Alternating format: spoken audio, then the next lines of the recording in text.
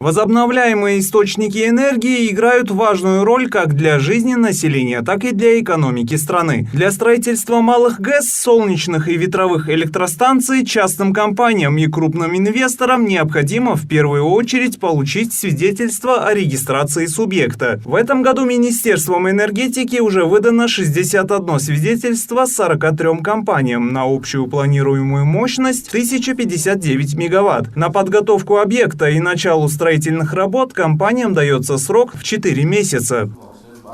Взяли свидетельство на работу, именно разработку малых ГЭС в области, Иссык-Кульской области, Южный берег, солнечная подстанция, а также там же будет на Томском, по-моему, малый ГЭС, а Алайский у нас будут каскад малых ГЭС.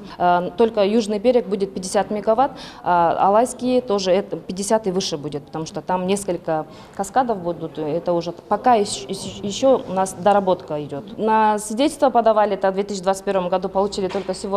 Я думаю, что каждый орган теперь будет, если не будут такие препоны в каждом органе, потому что мы должны будем получить еще теперь отдельно землеотводные, там еще у нас процедура до конца не завершилась. И если мы полностью это возьмем, в кратчайшие сроки мы готовы. Компании, получившие документы, включат в государственный реестр субъектов возобновляемых источников энергии. Будут возведены солнечные станции мощностью 298 мегаватт, ветровые – 50, геотермальные – 300 и малые ГЭС на 411 мегаватт. Следует отметить, что 15 ноября 2021 года 20 компаний получили 48 свидетельств на общую планируемую мощность 643 мегаватт.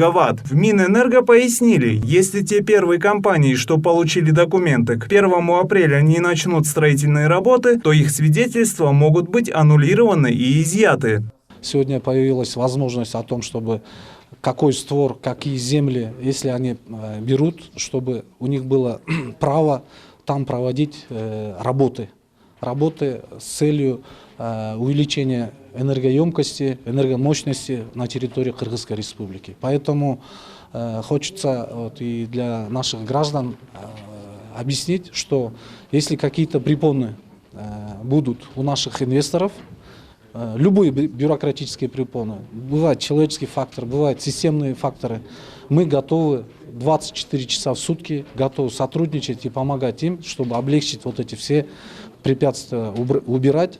С 1 марта начинается ремонтная кампания энергосистемы по всей стране, поэтому в отдельных участках населенных пунктов и городов может быть отключена подача электроэнергии на несколько часов. Работы завершаются к 1 октября. Министерство энергетики просит население не волноваться, веерных отключений не будет. Рашид Алиев, Тураран Арбеков, Пирамида.